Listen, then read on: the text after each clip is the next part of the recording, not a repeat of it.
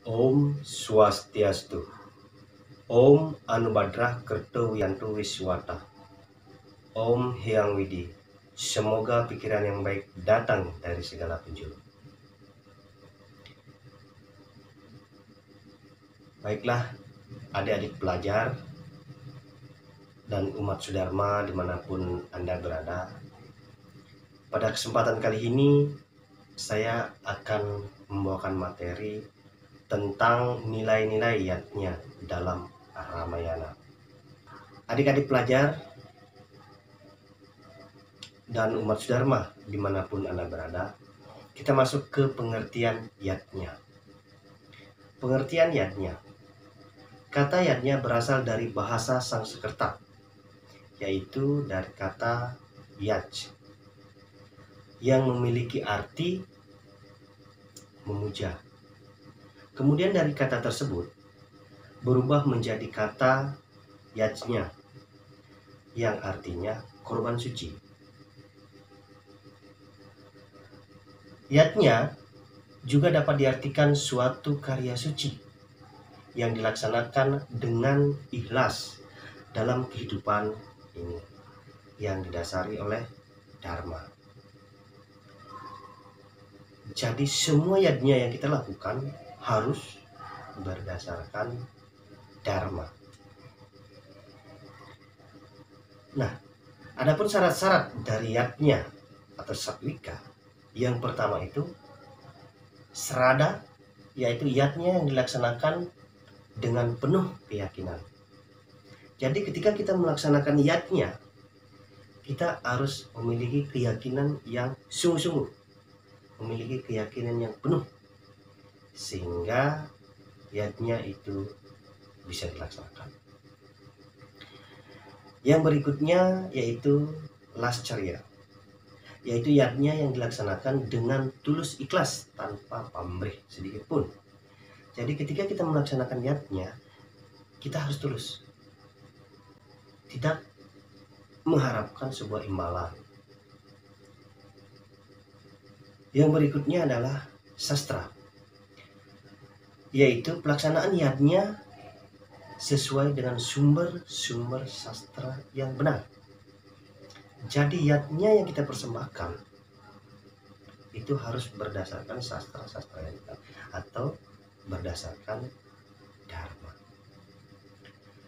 Yang berikutnya adalah daksina, yaitu yatnya yang dilaksanakan dengan sarana upacara serta pengingat kepada pemuput yatnya atau manggala yatnya. Jadi kita memberikan yatnya kepada orang yang memuput upakara kita. Misalnya para pemangku yang melaksanakan muput yatnya kita, yang melaksanakan dewa yatnya, sarin bantennya atau bantennya bersih sari, itulah berupa yatnya yang diberikan pada pemuput yatnya. Yang berikutnya yaitu mantra dan gita. Mantra dan gita yaitu dengan melantunkan doa-doa serta kidung-kidung suci sebagai pemujaan. Nah, yang berikutnya adalah anaswa. Anaswa yaitu memberikan jamuan kepada tamu yang menghadiri upacara. Pada saat pelaksanaan upacara yang kita lakukan di rumah ataupun di tempat suci, kita menjamu tamu-tamu yang datang, sehingga para tamu tersebut mendoakan kita sehingga proses yatnya terjadi dari tamu tersebut. Yang berikutnya adalah nasmita, yaitu yatnya yang dilaksanakan bukan untuk memamerkan kekayaan dan kemewahan. Jadi pada saat kita melaksanakan yatnya itu bukan semata-mata kita supaya ditahu sama masyarakat bahwa kita itu adalah orang yang mampu, kita itu adalah konglomerat, kita itu adalah orang yang kaya.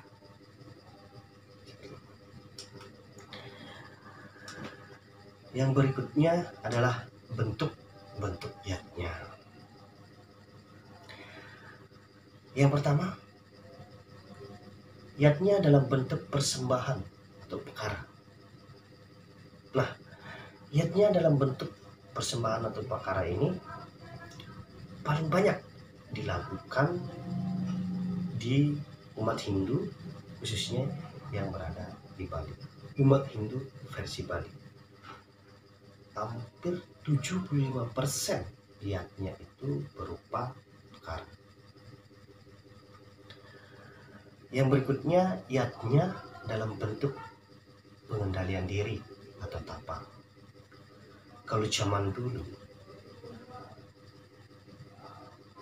para sannyasin itu orang-orang yang sudah lansia, orang-orang yang sudah lanjut usia itu, yang sudah ingin membebaskan diri dari ikatan duniawi, dia melaksanakan yatnya dengan melaksanakan tapa. Seperti itu. Yang berikutnya yaitu yatnya dalam bentuk aktivitas atau karma. Nah, yatnya dalam bentuk aktivitas atau karma ini yang terjadi di tengah-tengah masyarakat. Misalnya ketika tetangga melaksanakan upakara, manusia yatnya datang membantu atau gotong royong, bahkan termasuk menanam pohon untuk melestarikan alam semesta. Nah, yang berikutnya yatnya dalam bentuk harta benda atau kekayaan atau bumi. Nah, yatnya dalam bentuk harta benda, kekayaan atau punya ini tidak sembarang. Ketika kita melaksanakan yatnya dalam bentuk harta, benda atau kekayaan atau punya ini dengan mengharapkan sesuatu, itu tidak bisa dikategorikan menjadi yatnya.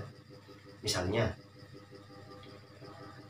kita punya anak mau mendaftar kuliah kedokteran, kita temuilah salah satu dosen atau pengelola universitas atau kampus atau sekolah, kita datangi, kita beri dia uang dengan harapan kita punya anak diloloskan menjadi seorang mahasiswa kedokteran. Jadi itu bukanlah termasuk kategori yatnya dalam bentuk kekayaan ataupun punya. Yang berikutnya yatnya dalam bentuk ilmu pengetahuan atau cenana. Nah, yatnya ini dalam bentuk pengetahuan atau cenana ini yang biasa dilakukan oleh seorang guru, seorang dosen, termasuk seorang marsi yang menyampaikan pesan-pesan dharma ke murid atau siswanya. Yatnya ini yang dalam bentuk pengetahuan pun tidak semua ilmu yang kita berikan kepada murid atau seseorang itu bisa dikategorikan yatnya. Jadi ketika kita memberikan, misalnya bagaimana trik kita mencuri supaya tidak ketangkep, bagaimana trik kita untuk membegal, jadi itu tidak masuk kategori yatnya. Yatnya dalam bentuk ilmu pengetahuan atau cenana ini tetap berlandasan kepada dharma. Terus yang berikutnya tingkatan dalam yatnya. Tingkatan dalam yatnya dibagi menjadi 3 kategori. 3 kategori ini yang kita mulai dari yang paling rendah, yaitu niste, madhya, dan tama.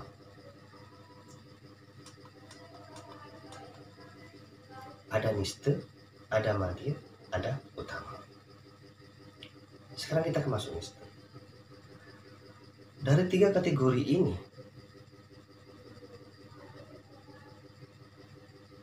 iatnya dalam porsi paling kecil, yaitu nista, sedang, madya, dan utama, besar atau tertinggi.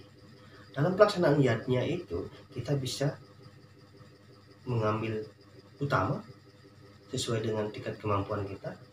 Kalau memang tidak bisa mampu yang utama, bisa yang kedua, madya. Ketika kita tidak mampu yang madya, yang ketiga, nista. Nah, ketika nista kita tidak mampu, dibagi menjadi 3 kategori lagi, yaitu yang pertama itu nistaning utama, nistaning madya, dan nistaning nista. Nistaning utama, misalnya dalam pelaksanaan iatnya, dewa iatnya misalnya, dalam pelaksanaan iatnya ini kita tidak bisa misalnya bikin banten suci, nggak mampu. Turun ajuman saja, nggak ada.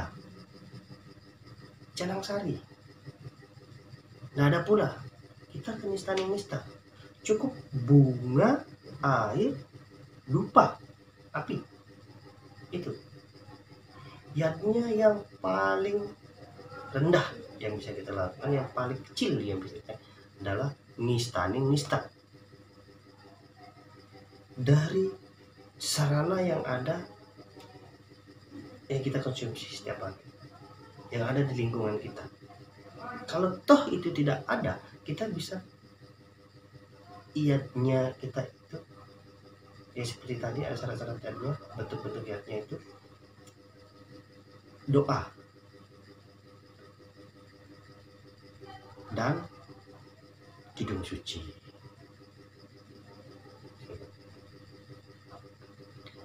Ketika kita mampu, dalam ekonomi mampu, kita bisa mengambil di atasnya lagi, di madya.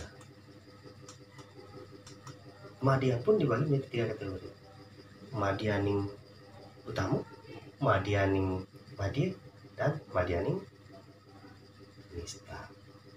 Begitu pula di utama, ada utamaning utama, utamaning madya, dan utamaning nista. Pelaksanaan tingkat dalam iatnya ini kita bisa laksanakan sesuai dengan kemampuan kita, sama seperti dalam kebutuhan dasar manusia itu ada primer, kebutuhan sekunder, ada kebutuhan tersier. Ketika kita tidak mampu tersier, ya sekunder. Tidak bisa di sekunder, ya primer. Begitu pula dalam iatnya. Jangan kita memaksakan iatnya tidak sesuai dengan kemampuan kita. Nah, iatnya menurut jenis dapat dibagi menjadi 5 bagian, atau biasa dikenal sebagai pancayatnya. Dalam Hindu mengenal pancayatnya. Pancayatnya adalah 5 macam korban suci dengan tulus ikhlas yang wajib dilaksanakan oleh umat Hindu. Ketika kita merasa sebagai umat Hindu, berarti kita wajib melaksanakan pancayatnya. Pelaksanaan pancayatnya adalah sebagai realisasi dalam melunasi kewajiban manusia yang hakiki, yaitu tirna, 3 tanduk manusia.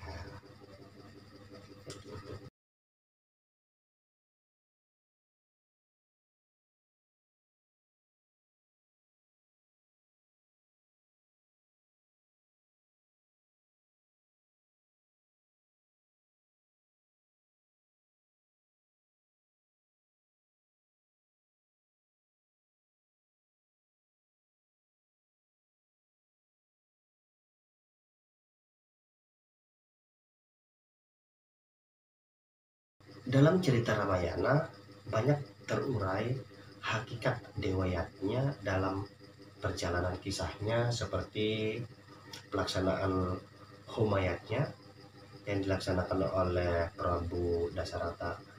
Upacara ini dinamakan sebagai upacara penyucian melalui perantara Dewa Agni.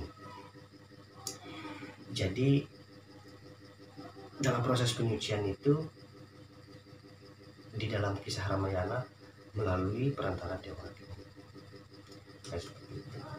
Yang kedua atau yang berikutnya yaitu resiatnya.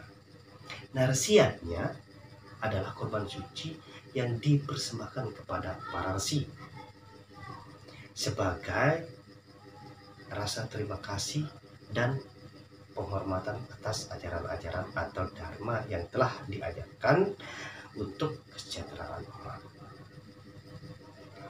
Jadi resiatnya ini korban suci kepada para resi. Nah, resiatnya dilaksanakan dalam bentuk upacara diksa pariksa atau upacara bijati dalam bentuk korban dalam pembacaan kitab suci. Terus yang selanjutnya adalah manusiatnya. Manusiatnya adalah korban suci kepada manusia dengan tujuan untuk membersihkan lahir dan batin manusia, yang mana dimulai dari terbentuknya janin dalam kandungan hingga manusia itu meninggal atau akhir hidup. Nah, manusiatnya dilaksanakan dalam bentuk menggedong-gedongan, upacara kelahiran bayi, upacara pemberian nama, upacara potong rambut pertama kali, upacara turun tanah, upacara potong gigi atau biasa disebut dengan mesangi, serta upacara perkawinan atau limahan. Upacara ini dilaksanakan dengan persembahan berupa pemberian makanan kepada masyarakat. Nah, ketika kita melaksanakan upacara manusiatnya ini, kita mengundang masyarakat, di situ kita jamu masyarakat, sehingga masyarakatnya mendoakan yang dilaksanakan upacara jadi manusia yang berguna bagi bangsa, negara, dan agama. Yang berikutnya yaitu adalah pitrayatnya. Pitrayatnya adalah korban suci dengan tujuan memohon keselamatan dan kesejahteraan lahir batin kepada para leluhur. Nah, upacara ini merupakan upacara kematian dengan maksud agar roh yang meninggal mencapai alam jiwa. Nah, jenis pelaksanaan antara lain di upacara seperti ngaben, upacara sawudana, upacara astiudana, dan upacara ritual. Nah, yang berikutnya yaitu budayanya. Upacara ini lebih diarahkan pada tujuan untuk nyomil butekala atau berbagai kekuatan negatif atau energi negatif yang dipandang dapat mengganggu kehidupan manusia. Nah, budaya ini adalah usaha untuk memelihara kesejahteraan dan keseimbangan alam. Jadi budayanya ini dilaksanakan untuk memelihara keseimbangan alam. Nah, nilai-nilai budayanya juga nampak jelas pada uraian kisah epos Ramayana. Hal ini dapat dilihat pada pelaksanaan Homayatnya sebagai yadnya yang utama, juga diiringi dengan ritual budayanya untuk menetralisir kekuatan negatif atau energi-energi negatif sehingga alam lingkungan menjadi sejahtera. dalam pelaksanaan Buddha-Yatnya, kenapa kita perlu menyomi, kita perlu menetralisir energi-energi negatif menjadi energi positif. Bukan berarti kita tidak memerlukan untuk penyeimbang alam itu, kita tidak memerlukan energi negatif. Kita sangat memerlukan energi negatif. Akan tetapi antara energi positif dengan energi negatif tidak boleh berdekatan. Sampel, contoh,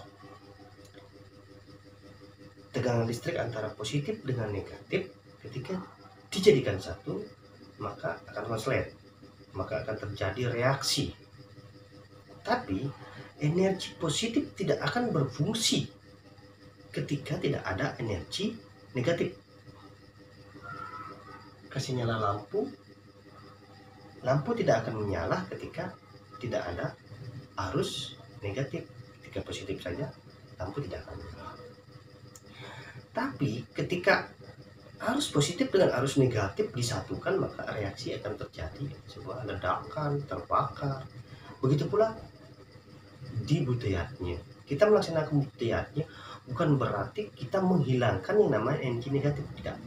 Tapi kita menetralisir yang ada di sekitar kita. Misalnya, sebelum kita menempati rumah atau sebelum kita memasuki kebun atau memasuki rumah, kita perlu menetralisir energi-energi negatif yang ada di lingkungan rumah tersebut. Kita kasih contoh, kita adalah energi positif. Lingkungan rumah terdapat energi negatif, kita netralisir menjadi energi positif, sehingga yang ada di lingkungan sekitaran situ menjadi satu energi, yaitu energi positif, sehingga tidak terjadi benturan atau reaksi ketika kita ada di dalam. Jadi seperti itu. Kalau di luar tetap ada energi negatif dan tetap kita butuhkan energi negatif, tapi tidak bersentuhan langsung dengan orang yang menghuni rumah tersebut. Jadi seperti itu.